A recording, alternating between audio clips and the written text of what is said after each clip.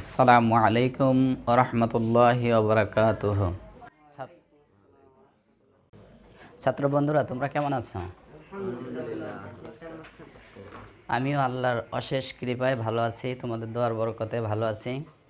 তো আমি আজকে আবারও তোমাদের সামনে নতুন একটি টপিক নিয়ে হাজির হয়েছি। আমাদের টপিকসটা হচ্ছে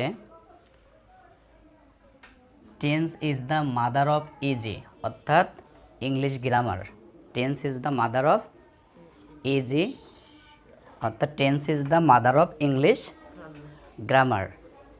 যদিও বন্ধুরা আমাদের টপিক্সটি আজকে অত্যন্ত সহজ একটা টপিক্স, সবাই আমরা কম বেশি জানি, কিন্তু এটা কিন্তু খুবই গুরুত্বপূর্ণ, তাই না? মোস্ট ইম্পর্ট্যান্ট একটা ক্লাস।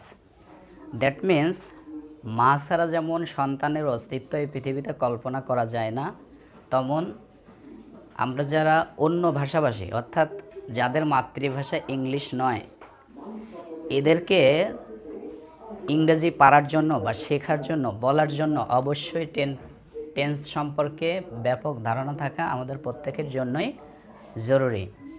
তো বন্ধুরা চলে আসো, টেন্সটা কী এটা আমাদের ফার্স্ট অফ অল জানা দরকার, তাই না? টেন্সটা কে? তাহলে আমরা সংক্ষেপে ইংলিশে বলতে পারি এরকম যে tense is the performing time of verb. Tense is the performing time of verbs, অর্থাৎ ক্রিয়ার সংগঠনের সময়টাই বা কালটাই হচ্ছে ভার্ব।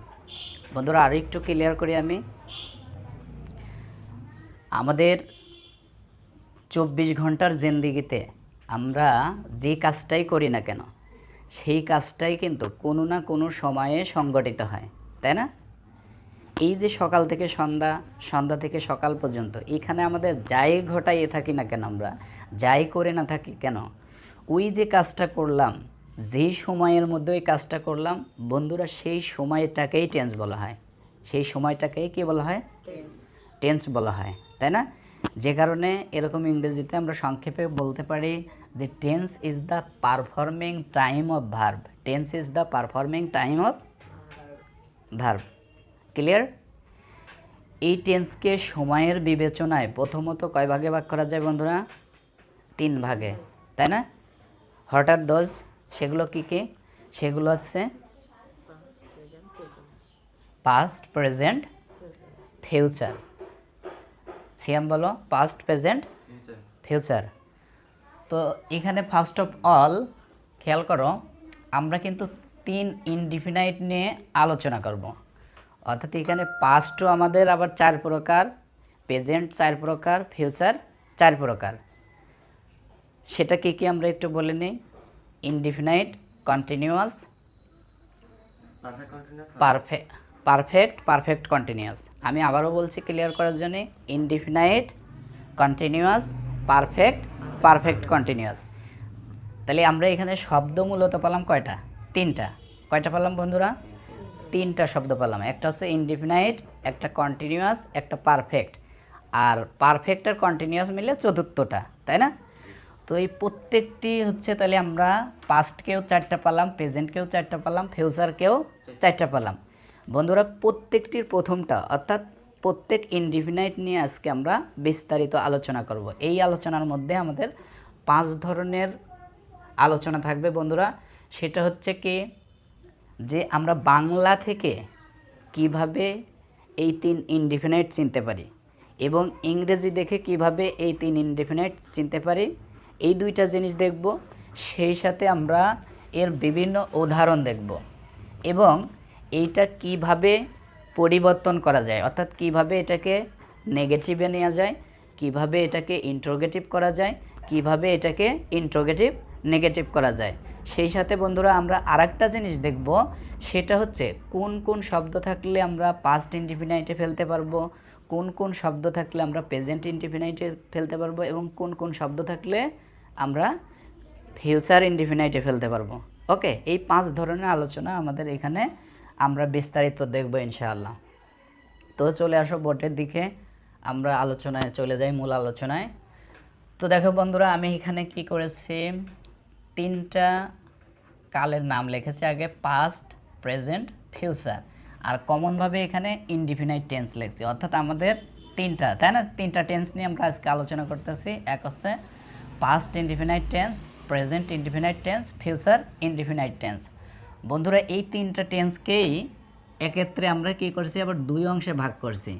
অর্থাৎ একটা হচ্ছে গঠনের অংশ আর একটা হচ্ছে বাংলা ক্রিয়ার শেষে থাকা অংশ।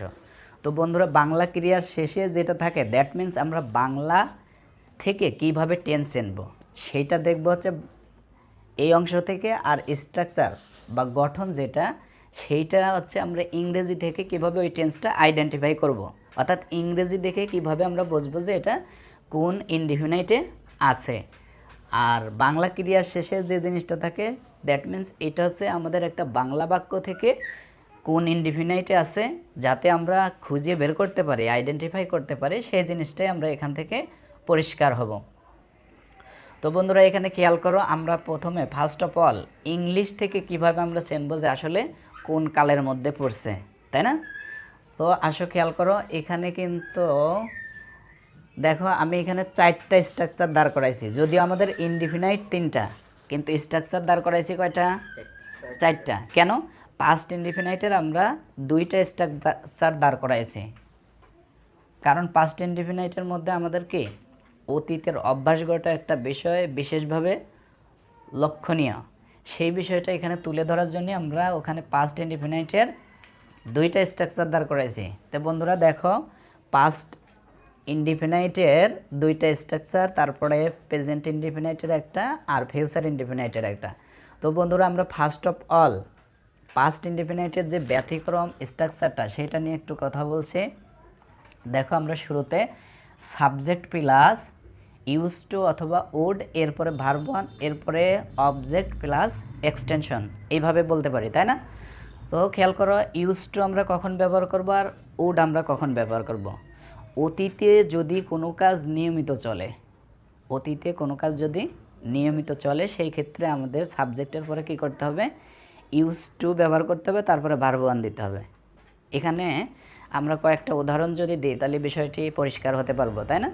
যেমন আমরা বললাম যে আমার মা নিয়মিত কোরআন তেলাওয়াত করতেন, আমার মা নিয়মিত কোরআন তেলাওয়াত করতেন। দেখো এই কাজটা কিন্তু নিয়মিত ঘটছে, তো এটা ট্রান্সলেশন আমরা করে ফেলি। দেখো আমরা বললাম যে my mother use to recite holy Quran regularly. My mother use to recite the holy Quran regularly. আমার মা নিয়মিতভাবে কোরআন তেলাওয়াত করতেন। তো এই যে নিয়মিত কাজটা ঘটতো, এই জন্য আমরা এখানে ইউজ টু ব্যবহার করতে হয়েছে। এই কাজটাই যদি অনিয়মিত ঘটতো, মা মাঝে মাঝে তেলাওয়াত করতো, সেই ক্ষেত্রে কিন্তু আমরা উড ব্যবহার করতে পারতাম। দেখি কিভাবে বলা যায় কথাটা, বলি মাকে নিয়ে আমরা সেন্টেন্সটা আবার করে ফেলি যে mother would recite the holy Quran sometimes বা অকেশনালি, মাঝে মাঝে। তো অকেশনালি শব্দটা কিন্তু আমরা কোথায় দিতে পারবো? আমরা কিন্তু বন্ধুরা পূর্বে একটা ক্লাসের মধ্যে বলেছিলাম যে যেটা হচ্ছে আমাদের কি অ্যাডভার্ব অফ ফ্রিকোয়েন্সি, এগুলো কিন্তু আমরা 2 ভার্বের মাঝে, অর্থাৎ অক্সিলারি ভার্ব বা মডাল ভার্ব আর মূল ভার্বের মাঝে রাখতে পারি, তাই না? তো আমাদের উডটা কিন্তু যেহেতু মডালের মধ্যে পড়ে, এই জন্যই এখানে আমরা কিন্তু অকেশনালি শব্দটা কী করতে পারবো? মাঝখানে আনতে পারবো, অথবা লাস্টেও এটা রাখলেও বাক্য আমাদের হয়ে যাবে। তো খেয়াল করো কিভাবে বলতে পারবো সেটা আমরা, যে my mother would occasionally recite the holy Quran. আমার মা মাঝে মাঝে কোরআন তেলাওয়াত করতেন, মাঝে মাঝে কোরআন তেলাওয়াত করতেন।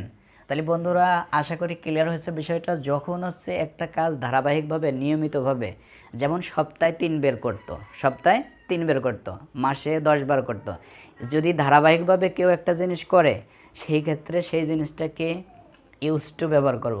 আর যদি অনিয়মিত কোনো কিছু ঘটায় থাকে কেউ অতীতে, তাহলে সেই জিনিস তখন আমরা কি বলবো? উড দিয়ে উদাহরণগুলো সেটিং করব। আর অবশ্যই আমাদের এখানে মনে রাখতে হবে কি, মনে রাখতে হবে হচ্ছে এরপরে ভার্ব ওয়ান বসবে। কি বসবে? Verb one.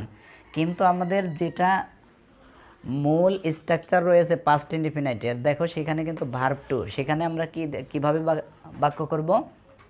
ভার্ব টু দিয়ে বাক্য করব। এটা কিন্তু আমাদের কাছে একদম পরিষ্কার। তারপরেও আমি আবার বলছি, দেখো আমরা অন্য একটা ভার্ব নিই, যেমন পানিশ নিলাম। কি নিলাম? পানিশ। যে the people of Bangladesh, the people of Bangladesh punished the poor men, punished the poor men. আচ্ছা, এখানে আমরা ম্যান না বলে মেন বলেছি, অর্থাৎ বহুবচন বলেছি। ওকে, তো যে বাংলাদেশের লোকজন গরিবদেরকে কি করে শাস্তি দিয়েছিল, বাংলাদেশের লোকজন গরিবদেরকে শাস্তি দিয়েছিল। তাহলে দেখো বন্ধুরা, এখানে শব্দটা ছিল পানিশ। কি ছিল? পানিশ, কিন্তু এর ভার্বটা কি পানিশড, ইডি যুক্ত হয়েছে কিন্তু টি এর মতো উচ্চারণ হয়েছে, তাই না? তো আমরা যদি এইটাকে আবার প্রেজেন্ট ইনডিফিনাইটে নিয়ে আসি, তখন কি করতে হবে? যে কোনো একটা ভার্ব নিলে সেই ভার্ব ওয়ান নিলেই কিন্তু আমাদের হয়ে যাচ্ছে। খেয়াল করছো? তো দেখো আমরা কিভাবে বলতে পারি। আমরা সাপোজ আরেকটা ভার্ব নিলাম ইনসাইট। কি? ইনসাইট বা এক্সাইট, উত্তেজিত করা, তাই না? কেউ বলতে পারে যে the young boy, the young boy insights the girl, যুবক ছেলেটি কী করলো? বালিকাটিকে উত্তেজিত করলো বা উত্ত্যক্ত করলো, বিরক্ত করলো, এরকম একটা অর্থ আমরা নিতে পারি। তো এখানে মূল ফাংশন হচ্ছে, আমরা দেখো এখানে সাবজেক্ট কিন্তু থার্ড পারসন সিঙ্গুলার নিয়েছিলাম, যার কারণে ভার্বের সাথে এস বা ইএস আমাদের যুক্ত করতে হয়েছে। প্রেজেন্ট ইনডিফিনিটের ক্ষেত্রে সবচেয়ে লক্ষণীয় যে বিষয়টা বন্ধুরা, সেটা হচ্ছে কি, যখন আমাদের সাবজেক্টটা থার্ড পারসন সিঙ্গুলার হবে, তখন অবশ্যই কি হবে? ভার্বের সাথে এস বা ইএস যুক্ত করতে হবে।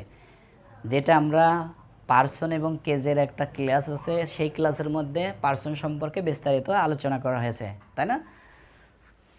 তো বন্ধুরা, ফিউচার ইনডিফিনাইটে চলে আসি আমরা। ফিউচার ইনডিফিনাইট, তাই না? ফিউচার ইনডিফিনাইটের ক্ষেত্রে আমাদের অতিরিক্ত কি করতে হবে? দেখো, প্রেজেন্ট ইনডিফিনাইটেও কিন্তু ভার্ব ওয়ান, ফিউচার ইনডিফিনাইটেও ভার্ব ওয়ান। পার্থক্য কোথায় বন্ধুরা? পার্থক্য আছে শ্যাল বা উইল ব্যবহার করতে হবে।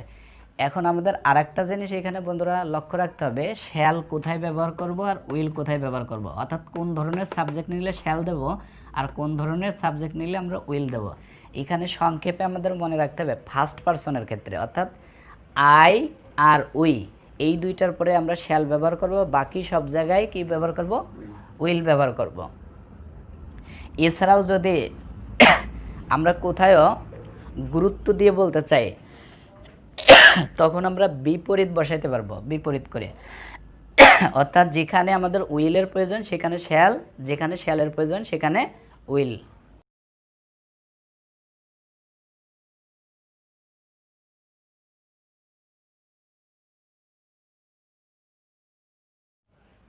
বন্ধুরা লক্ষ্য করো এখানে যে আমরা যে গুরুত্বের কথাটা এখানে বলছি, সেটা আবারও রিপিট করছি আমি, যে আমরা যদি কথার মধ্যে আমাদের অবশ্যই শব্দটা আনতে চাই, কি বাংলা বাক্যের মধ্যে অবশ্যই শব্দটা ইনক্লুডেড করতে চাই, সেই ক্ষেত্রে আমরা ফার্স্ট পারসনের ক্ষেত্রেই কি আনবো? উইল। আর বাকি ক্ষেত্রে, বাকি সাবজেক্টের ক্ষেত্রেই আমরা শ্যাল নেব, যদি গুরুত্ব দিয়ে কথাটা বলতে চাই। তো এখন এতক্ষণ তো আমরা দেখলাম যে ইংলিশ থেকে কিভাবে আমরা তিন ইনডিফিনাইট আইডেন্টিফাই করতে পারবো। এখন আসো আমরা দেখি বাংলা থেকে কিভাবে আমরা টেন্স আইডেন্টিফাই করতে পারবো। খেয়াল করো এখানে আমরা কিন্তু এখানেও পাস্টের দুইটা বাংলা চেনার উপায় এখানে দাঁড় করাইছি, অর্থাৎ বাংলা ক্রিয়ার শেষে দেখো কি থাকলে, ত, তে, তেন, তাম, এইটা যদি থাকে বন্ধুরা, আমাদের এই 1 নম্বর স্ট্রাকচার ব্যবহার করতে হবে। বাংলা ক্রিয়ার মধ্যে যদি ক্রিয়ার শেষে যদি ত, তে, তেন, তাম এটা থাকে, তাহলে আমাদের 1 নম্বর structure, that means use to would, এই স্ট্রাকচারটা ব্যবহার করতে হবে। আর ল, লে, লেন, লাম এইটা যদি থাকে বন্ধুরা আমাদের, তাহলে পাঁচটার দ্বিতীয় স্ট্রাকচার ব্যবহার করতে হবে। বন্ধুরা, প্রেজেন্ট ইনডিফিনাইটের ক্ষেত্রে আমরা বাংলা ক্রিয়ার শেষে কি কি পেয়ে থাকি সাধারণত? এ, রস্যই, অন্তস্থ, একার, রস্যিকার, অ ইত্যাদি, এবং সকল প্রকার সত্য। বন্ধুরা, যে কোনো প্রকার সত্য আসলেই কিন্তু সেটা আমাদের কি হয়? প্রেজেন্ট ইনডিফিনাইটে ফেলতে হয়। আর বাংলা ক্রিয়ার শেষে যদি আমরা ব, বে, বেন, বি, বা ইত্যাদি পেয়ে থাকি, তাহলে সেই ক্ষেত্রে কিন্তু আমাদের ফিউচার ইনডিফিনাইটে কি করতে হয়? ফিউচার ইনডিফিনাইটের গঠন অনুসারে আমরা বাক্যটাকে কমপ্লিট করব। তো বন্ধুরা আসো আমরা এই উদাহরণগুলো একটা করে উদাহরণ দিয়ে বিষয়গুলো আবার ক্লিয়ার হই। এই খেয়াল করো, ত, তে, তেন, তাম, এগুলোর ক্ষেত্রে আমরা একটা উদাহরণ দেই। যেমন বললাম যে আমার বাবা প্রতিদিন 5 বার মসজিদে যেতেন। আমার বাবা প্রতিদিন 5 বার মসজিদে যেতেন। My father use to go to মস্ক 5 Times in a day, বা এভরি ডে। কী বলতে পারবো? Every day. প্রত্যেক দিন আমার বাবা কি করতেন? 5 বার মসজিদে যেতেন। এই দেখো, কাজটা নিয়মিত করতো, এই জন্য আমরা ইউজ টু ব্যবহার করছি। যদি এখানে অনিয়মিত হতো, যে মাঝে মাঝে মসজিদে যেতেন, তাই না, তো সেই ক্ষেত্রে কিন্তু আমরা কি করতে পারতাম? এখানে উড ব্যবহার করতে পারতাম। তো এরকমই যদি আমরা বন্ধুরা দেখো, এই ললে লামের ক্ষেত্রে যদি বলি যে বললাম Rahim went to college, Rahim went to college, Rahim কলেজে গিয়েছিল, রহিম কলেজে গিয়েছিল। তাহলে দেখো বন্ধুরা, এখানে ভার্ব ছিল কিন্তু গো, তাই না? আমরা দ্বিতীয় ফর্ম ব্যবহার করলাম ওয়েন্ট, যেটা আমরা কনজুগেশন অফ ভার্বের মধ্যে পড়েছি, তাই না? গো ওয়েন্ট গন, গো ওয়েন্ট গন। তো বন্ধুরা, এটা যদি আমরা প্রেজেন্টে আনতে চাই, যে কোনো ভার্ব নিলে সেটা কিন্তু ভার্ব 1 ব্যবহার করতে হবে, যেটা হচ্ছে আমাদের কি আসবে? এ, ই, অন্তস্থ, একার, রস্যিকার, অ, এর যে কোনো একটা আসতে হবে। তো বন্ধুরা আসো, যেমন বললাম most of the people overall the world slip at night. বিশ্বের অধিকাংশ লোকজন রাতে ঘুমায়, বিশ্বের অধিকাংশ লোকজন রাতে ঘুমায়। বন্ধুরা, যখন আমরা অনুবাদ করলাম এই যে ঘুমায়, তাই না, ঘুমায়ের মধ্যে আমরা কি পাইছি? অন্তস্থ পাইছি। তো এই জন্য এটা কি? Present indefinite. এছাড়াও বন্ধুরা, আমরা যদি চিরন্তন, সত্য এবং হ্যাবিচুয়াল যে ফ্যাক্ট আছে এবং ঐতিহাসিক, বৈজ্ঞানিক, ম্যাথমেটিক যে ট্রুথ আছে, এগুলোও কিন্তু আমাদের কি হয়? সবসময় প্রেজেন্ট ইনডিফিনাইট হয়। আসলে আমরা উদাহরণ দেখি। যেমন বললাম 2 and 2 মেক্স 4, 2 এ 2 4 হয়। আবার বললাম যে the earth moves round the sun, অথবা বললাম the sun rises in the east, তাই না, সূর্য পূর্ব দিকে উদিত হয়। এবং বললাম যে সে ইংলিশে কথা বলে, হি স্পিক্স ইংলিশ, সে ইংরেজিতে কথা বলে। দেখো, এটা কিন্তু তার অভ্যাস, আচ্ছা, আবার বললাম সে সর্বদা তার মাথা চুলকায়, দেখো এটা কি?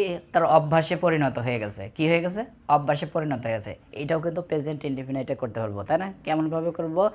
যে সে অলওয়েজ ইসেস হার হেড, সে অলওয়েজ ইসেস হার হেড, সে সর্বদা তার মাথা চুলকায়। এটা কিন্তু তার অভ্যাসে পরিণত হয়ে গেছে, এই জন্য আমরা কি করলাম? প্রেজেন্ট ইনডিফিনাইটে করলাম। আর ব, বে, বেন, বি, বা ইত্যাদি, এর যে কোনো একটা যদি আমরা বাংলা বাক্যের শেষে পেয়ে থাকি, সাধারণত যদি কোনো ওখানে সময়ের উল্লেখ না থাকে, কাজটা চলমান না বোঝায়, সেই ক্ষেত্রে আমাদের কি হবে? ফিউচার ইনডিফিনাইট হবে, তাই নয় কি? তো যেমন বললাম যে we shall learn English well, আমরা ভালোভাবে ইংরেজি শিখব। আবার বলতে পারি যে উই শ্যাল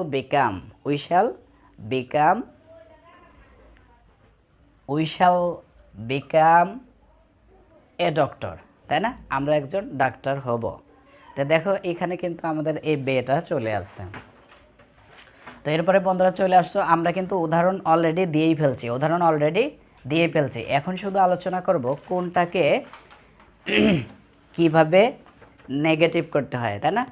তো পাস্ট ইনডিফিনাইটের ক্ষেত্রে আমরা যে প্রথম স্ট্রাকচার দেখেছিলাম, এইটাকে নেগেটিভ করার জন্য কি করতে হয় বন্ধুরা, খুব খেয়াল করো।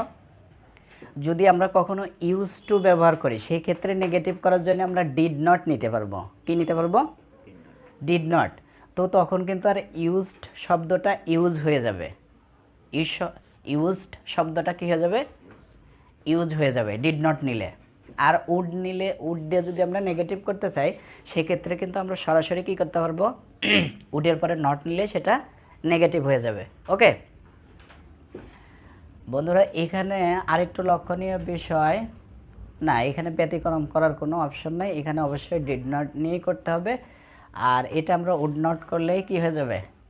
নেগেটিভ হয়ে যাবে। আর যদি ইন্ট্রোগেটিভ করতে চাই, সেক্ষেত্রে বন্ধুরা আমরা এটার ক্ষেত্রে কি নিতে পারবো? ডিড নিতে পারবো ইন্ট্রোগেটিভ করার জন্য, তাই না? আর এইটার ক্ষেত্রে কিন্তু আমরা উড নিয়ে আসলেই সেটা কি হয়ে যাবে? ইন্ট্রোগেটিভ হয়ে যাবে। ওকে, তো যখন আমরা এটা ডিড দিয়ে কী করবো? ইন্ট্রোগেটিভ করব, তখন কিন্তু এটা ভার্ব ওয়ান হয়ে যাবে, অর্থাৎ ইউজটা থাকবে না, কি হয়ে যাবে? ইউজ হয়ে যাবে। ওকে, আর পাস্ট ইনডিফিনিটের যে জেনারেল স্ট্রাকচারটা আমরা দেখতেছি, এটার ক্ষেত্রেও কিন্তু আমরা নেগেটিভ করার জন্য ডিড নট, আর ইন্ট্রোগেটিভ করার জন্য শুধু কি আনতে হবে? ডিড শুরুতে আনতে হবে, তাই না? আর ইন্ট্রোগেটিভ নেগেটিভ করার জন্য কি? ডিডন্ট, অথবা ডিড বলে সাবজেক্ট তারপরে নট, ডিড বলে সাবজেক্ট তারপরে নট। তো বন্ধুরা, আমরা একটা উদাহরণ দিয়ে আসো আমরা কি বলেই ফেলি কথাটা। যেমন বললাম, they caught fish from the river. They caught fish from the river, তারা নদী থেকে মাছ ধরেছিল। তারা নদী থেকে কি করেছিল? এটার যদি নেগেটিভ করতে চাই, তাহলে কি করতে হবে? They did not catch fish. They did not catch fish from the river, তারা নদী থেকে মাছ ধরেছিল না। বন্ধুরা, এখানে লক্ষণীয় বিষয় দেখো যে কট ছিল, শব্দটা কি ছিল? কট, ভার্ব টু ছিল, কিন্তু যখন আমরা নেগেটিভ করলাম তখন ভার্ব ওয়ান হয়ে গেল। এটা যদি আবার কি করি? ইন্ট্রোগেটিভ করি, তাই না? যে did they catch fish from the river, তারা কি নদী থেকে মাছ ধরেছিল? এটা যদি আবার ইন্ট্রোগেটিভ নেগেটিভ করি, তাহলে কি হবে? Didn't they catch fish from the river, তারা কি নদী থেকে মাছ ধরেছিল না, তাই না? তো এইভাবে কিন্তু আমরা কি করতে পারবো? নেগেটিভ করতে পারবো, ইন্ট্রোগেটিভ করতে পারবো, ইন্ট্রোগেটিভ নেগেটিভ করতে পারবো। প্রেজেন্টের ক্ষেত্রে আমাদের শুধু মনে রাখতে হবে কি বন্ধুরা, ওখানে যেমন ডিড দিয়ে কাজ করলাম, প্রেজেন্ট ইনডিফিনাইটের ক্ষেত্রে ডু অথবা ডাজ দিয়ে আমাদের এইভাবে কাজ করতে হবে, তাই না? যদি থার্ড পারসন সিঙ্গুলার নাম্বার হয়, সেই ক্ষেত্রে আমরা কি করব? ডাজ দিয়ে করব। আর যদি অন্য অন্য ক্ষেত্রে আমাদের কি করতে হবে? ডু দিয়ে এরকম নেগেটিভ বা ইন্ট্রোগেটিভ করতে হবে। আর ফিউচারের ক্ষেত্রে আমরা শ্যাল বা উইলের পরে নট দিলে সেটা নেগেটিভ হয়ে যাবে, আর এটা আগে নিয়ে আসলে আমাদের কি হয়ে যাবে? ইন্ট্রোগেটিভ হয়ে যাবে, তাই না? আর ওই শ্যাল বা উইলের সাথে সংক্ষিপ্ত নট যোগ করেও আমরা কি করতে পারবো? ইন্ট্রোগেটিভ নেগেটিভ করতে পারবো। তো বন্ধুরা, আমাদের 4 ধরনের স্টেপ শেষ। এখন আমরা যাচ্ছি হচ্ছে একদম আমাদের লাস্ট সেশন, সেটা কি? অর্থাৎ কোন শব্দগুলো থাকলে আমরা পাস্ট ইনডিফিনাইটে ফেলবো, এবং কোন শব্দগুলো থাকলে প্রেজেন্ট ইনডিফিনাইটে ফেলবো, কোন শব্দগুলো থাকলে ফিউচার ইনডিফিনাইটে থাকবে। এটা কিন্তু ইম্পর্ট্যান্ট একটা বিষয় বন্ধুরা, অনেকেই মনে রাখে না। তো যদি কোনো ক্ষেত্রে আমাদের yesterday, ago, since, long since, last plus time, অর্থাৎ last day, last night, last week, last year, last month, last age, এইরকম যদি আমরা কখনো পেয়ে থাকি, তাহলে বন্ধুরা সেক্ষেত্রে কী হবে? অবশ্যই আমরা পাস্ট ইনডিফিনাইটে ফেলবো সেটা। ওকে, কি কি শব্দ আমি আবারও বলছি? Yesterday, ago, since, long since, last time, last month, last year, last night, last age, last day, তাই না? Last January, last February, last Friday, এরকম যদি কোনো শব্দ পাই, তখন আমরা সেটাকে কি করব? পাস্ট ইনডিফিনাইটে করব বন্ধুরা। আর যদি আমরা কখনো usually, often, normally, generally, daily, occasionally, sometimes, regularly, frequently, everyday, এই জাতীয় কোনো শব্দ পাই, এই ক্ষেত্রে কিন্তু আমাদের সবসময় কী করতে হবে? প্রেজেন্ট ইনডিফিনাইটে ফেলতে হবে। তো শব্দগুলো কিন্তু আমাদের মেমোরাইজ করে নিতে হবে, মেমোরাইজ থাকতে হবে। তো ফিউচার করব কখন, তাহলে ফিউচার ইনডিফিনাইট করব কখন, যদি আমরা কখনো টুমরো, নেক্সট প্লাস টাইম অথবা ফলোয়িং প্লাস টাইম অথবা coming plus time, that means next time বলতে আমরা কি বোঝাচ্ছি, যেমন next day, next night, next month, next week, এরকম following day, following month, following year, following January, following February, এরকম যদি আমরা ফলোয়িং প্লাস টাইম অথবা কামিং ডে, কামিং নাইট এরকম যদি পেয়ে থাকি, তো সেই ক্ষেত্রে আমরা কি করব, ফিউচার ইনডিফিনাইট করব। তো বন্ধুরা, আজকে মোটামুটি আমাদের এই আলোচনায় ছিল। ধারাবাহিকভাবে আমাদের টেন্সের ক্লাসগুলো পাওয়ার জন্যে,